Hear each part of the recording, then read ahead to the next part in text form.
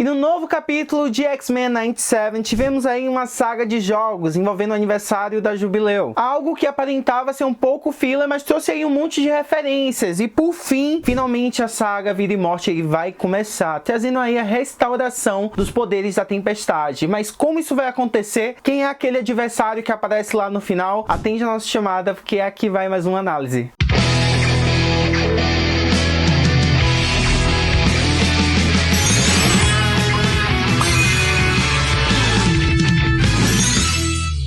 Fala Geeks, aqui é o Linus e olha só, quem imaginaria que a Jubileu finalmente iria completar os seus 18 anos? Quem tem 2 polegares que disparam fogos de artifício e faz 18 hoje?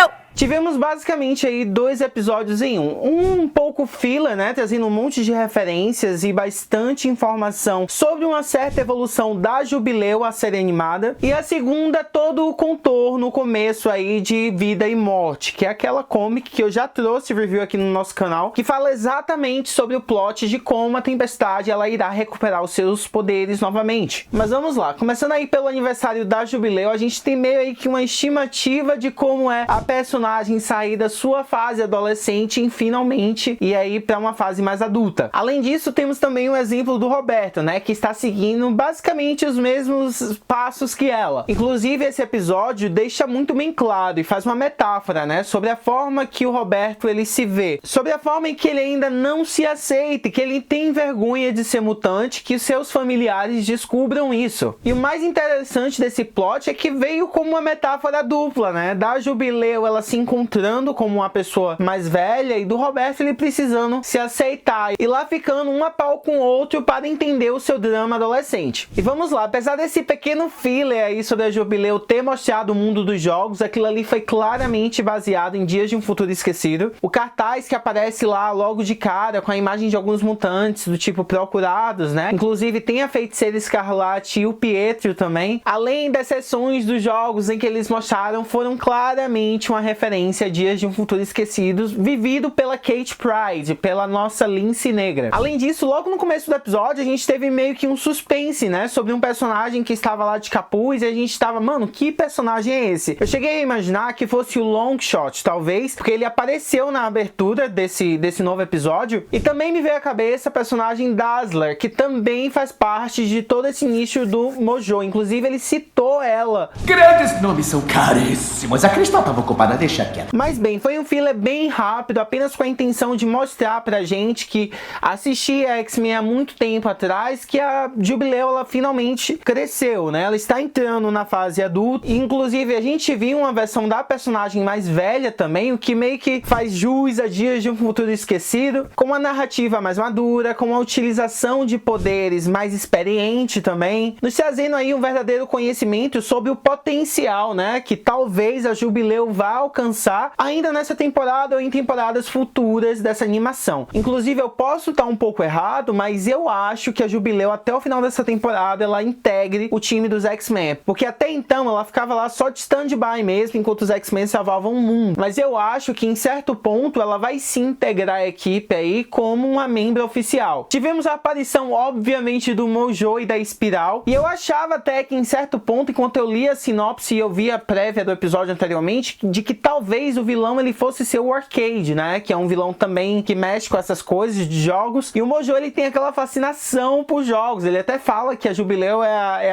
a player número 1 dele, não a Dazzler, mas o personagem ele é uma mistura de horrendo e engraçado ao mesmo tempo, ele consegue ser assustador e engraçado ao mesmo tempo. Comenta aqui pra mim se vocês acham a mesma coisa. Mas pulando aqui diretamente ao plot de Vida e Morte, eu já tinha cantado aqui essa bola há muito tempo, né, inclusive já tem um vídeo aqui no nosso canal explicando sobre todo o roteiro, sobre como tudo isso aí vai acontecer, e obviamente a animação ela vai com umas mudanças assim, provavelmente por causa do tempo, né, de show que a gente tem. Cara, mas uma coisa interessante que apareceu na animação é que o adversário, pela primeira vez que ele aparece, ele tende a manipular Ororo, né, pra fazer ela acreditar que o Forge, ele é o vilão do rolê todo. E aí a gente teve aquela primeira cena da personagem com o Forge, os dois jantando juntos, juntos, se aproximando, fazendo várias coisas, eles saindo pra cavalgar, inclusive a partir dali ela já via, né, a coruja de longe, e aí ela meio que ficava sem entender do porquê a coruja ela ficava rodeando o lugar o tempo todo. Isso aí meio que me tirou uma pulga atrás da orelha. Por quê? Como eu tinha falado aqui pra vocês, nas comics o adversário ele já fazia a Ororo encarar o Forge como um vilão para que ela pudesse matar ele, né? O que me faz pensar se tudo que a gente viu aí nessa primeira parte de Vida e Morte, talvez, né? Talvez seja uma ilusão. Ou seja, talvez uma ilusão criada em partes. Na certa, ela realmente viveu isso com o Forge, né? Certas coisas ela viveu, até porque ela vive também nas comics. Mas foi estranho o fato dela ter visto essa coruja há muito tempo. O que me faz pensar novamente de que talvez ela esteja sob o controle dessa criatura há muito mais tempo do que a gente imaginava e não só lá no final. E se vocês estiverem achando que o Adversary é qualquer inimigozinho assim fraco, vocês estão enganados, hein? Ele é muito poderoso. Nas comics ele sempre foi considerado uma antiga entidade mística, possivelmente de natureza demoníaca, que procurava destruir o universo e criar um novo em seu lugar. Ele também possuía uma dimensão nativa totalmente feita de caos, que estava se expandindo na Terra e que ele fazia isso por pura diversão. A extensão total do poder dessa entidade a gente não sabe ainda. Porém, não está claro se ele poderia realmente criar um universo sozinho. Também nunca ficou claro se esse personagem ele já foi mais antigo que o universo atual que a gente conhece na Marvel, ou se ele de alguma forma influenciou na destruição do universo anterior e na criação desse atual. Na sua verdadeira forma, o adversário ele não era composto de matéria física. Ele poderia ser combatido com sucesso através da magia, mas não através da força física. Porém, dizem que ele seja vulnerável a ferro frio, aço e adamantium. Se é uma verdade, a gente ainda não sabe. Mais uma vez, a animação ela possa aí mudar o contexto de tudo que a gente vai ver. Além do mais, a aparição dessa criatura na animação foi horrenda, mas não horrenda de ruim pra animação, mas assustadora. Mas e aí, o episódio foi bom como um todo? Deixou pecar? Muita gente reclamou do filler da Jubileu no mundo dos jogos e falou que Vida e Morte poderia sair tanto do resumo e se estender, né, pra algo mais. E eu entendo quem pensa dessa forma, não discordo. Mas eu realmente acho que em algum ponto a Jubileu, ela precisava desse filler pra mostrar amadurecimento, pra mostrar algo da personagem que a gente não via desde a série antiga. O relacionamento da Jubileu aí com o Roberto da Costa está se desenvolvendo. O Roberto ele é muito inseguro de si, ele não se aceita como mutante. A Jubileu, por outro lado, ela está saindo da sua infância, indo para a fase adulta e conhecendo aí um mundo novo. E quando eu falo novo, é justamente descobrir que os jogos não definem a realidade dela e que para ela crescer, existem coisas que ela precisa deixar para trás, sabe?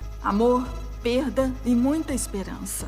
A vida é um grande risco e depende de você. Tipo a forma que o Magneto propôs o treino ao invés de aproveitar o aniversário da Jubileu. A gente tem duas metas de pensamento, uma antiga e uma nova. E mais tarde a Jubileu encontrar o seu eu antigo que fala pra ela que viver nos jogos não vale a pena, é exatamente uma metáfora pra isso. De que a personagem ela precisa crescer em algum ponto. E eu acho que a partir de agora ela vai tomar uns temas aí mais sérios, talvez mais adultos pra animação. Diga-se de passagem, um beijo dela e do Roberto, né? Enfim. E Vida e Morte já era de se esperar, pelo menos pra mim. Tem muita gente falando que o Forge disse muito cedo pra Tempestade que ele amava ela.